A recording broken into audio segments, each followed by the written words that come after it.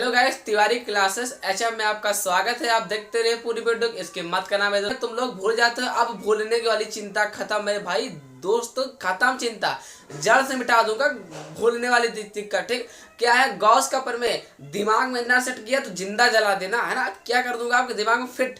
तो रही बात कैसे आपको याद करना, ये बहुत जरूरी होता है। ठीक, पढ़ तो लेते हो लेकिन भूल जाते हो पेपर के समय, लेकिन उससे पहले याद कैसे करना। देखिए क्या लिखा है, गॉस का प्रमेय किसी बंद पृष्ठ से गुजरने वाला कुल वैद्युत फ्लक्स उस पृष्ठ से परिबद्ध कुल आवेश क्यों का 1/ε0 गुना होता है, जो कि ये सूत्र होता है। तो ये क्या था आपने देखा था है ना, मैंने जो लिखा है उसी को पढ़ा और बता दिया।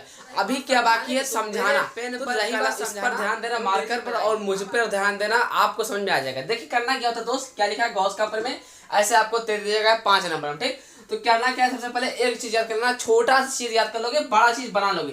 क्या करना है, देखिए क्या किया मैंने, आप कुछ याद ही नहीं करा दोस्त, ऐसे याद किए।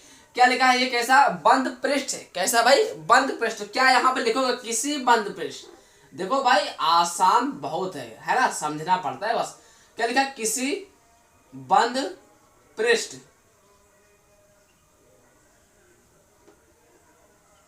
क्या लिखा है, ये क्या था, किसी, ये कैसा है बंद पृष्ठ ना, मतलब गोलाकार, तो ऐसे लिख दिया। इसी को क्या लिख दिया मैंने, किसी बंद पृष्ठ।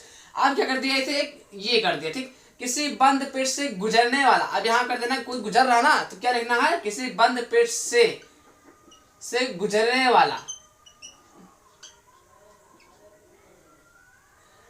किसी बंद पृष्ठ से गुजरने वाला। ठीक, इतना कर दिया। अब यहाँ जैसे ई कर दिया, तो किसी बंद पृष्ठ से गुजरने वाला कुल वैद्युत फ्लक्स, ये क्या हो गया, वैद्युत फ्लक्स का चिन्ह है, कुल वैद्युत फ्लक्स। तो क्या हो गया, किसी बंद पृष्ठ था, किसी बंद पृष्ठ से गुजरने, जैसे गुजार दे गुजरने वाला, कुल ई मतलब कुल वैद्युत फ्लक्स। ये क्या है, कुल वैद्युत फ्लक्स का चिन्ह, कुल वैद्युत फ्लक्स।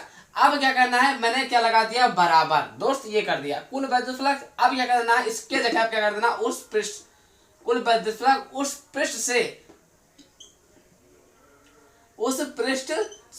किस पृष्ठ से, जो ये पृष्ठ है इस पृष्ठ से कुल वैद्युत फ्लक्स उस पृष्ठ से परिबद्ध करना। क्या है, परिबद्ध, उस पृष्ठ से परिबद्ध कुल आवेश। भाई ध्यान से देखना, कुल आवेश है ना, क्या कर दिया मैंने, कुल आवेश। ठीक, तो क्या हो जाएगा, इससे कुल आवेश को क्यों से, यही मैंने लिख दिया। क्या लिखा, किसी बंद पृष्ठ से गुजरने वाला कुल वैद्युत फ्लक्स उस पृष्ठ से, इसको आप समझ लेना, उस पृष्ठ से जो लिखा है मैंने बराबर के जस। अब रही बात परिबद्ध कुल आवेश, आवेश को क्यों से, कुल आवेश का कर दिया। का मतलब होता है दोस्त गुणा, कुल आवेश का 1/ε0 गुना होता है। यही आपको लिख देना, कुल आवेश क्यों का 1/ε0, इसे बोलते हैं ε0 गुना होता है। गुना का मतलब होता है गुणा, गुणा लगा देना, 1/ε0 गुना होता है। तो यहाँ क्या कर दोगे, इसी चीज को ये कर दिया। ठीक, तो ये हुआ ऊपर से, ये ऊपर क्या हो जाएगा, क्यों अपान नीचे ε0, नीचे इधर क्या आएगा फाई। ये आपका पहली बात, एक सूत्र भी बन गया, आपका डेफिनेशन भी कंप्लीट। तो करना क्या है, किसी गोलाकार, किसी बंद पृष्ठ से, मैंने कोई चीज बंद पृष्ठ लिया। ठीक, बंद पृष्ठ से कुल वैद्युत फ्लक्स, मैंने क्या किया, किसी बंद पृष्ठ से गुजरने मतलब कोई चीज गुजार दी। ठीक, अब क्या लिखा है, कुल वैद्युत फ्लक्स ये लिख दिया, बराबर लगा दिया। बराबर का मतलब होता है उस पृष्ठ से, मैं जो बोल रहा हूँ ना उसे आप धीरे धीरे करके आप नोट करिए, उस पृष्ठ से परिबद्ध कुल आवेश का मतलब होता है क्यों, कुल आवेश क्यों का मतलब गुणा 1/ε0 गुना होता है। इसे ही बोलते क्या है, गॉस का प्रमेय। तो क्या गुना होता है, इसे गॉस का प्रमेय कहते हैं। इसे गॉस